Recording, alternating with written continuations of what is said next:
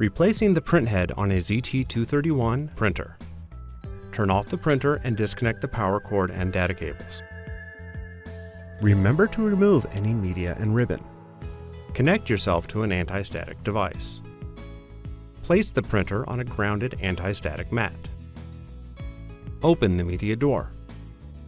Slide the printhead latch forward until the large holes align with the printhead locking posts. Open the print mechanism.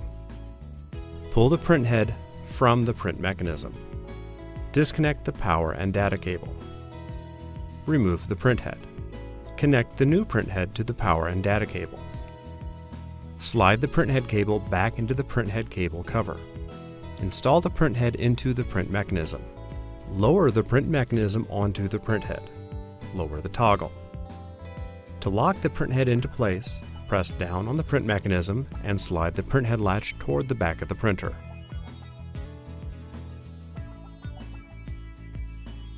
Open the printhead. Clean the printhead. Close the printhead. Close the media door.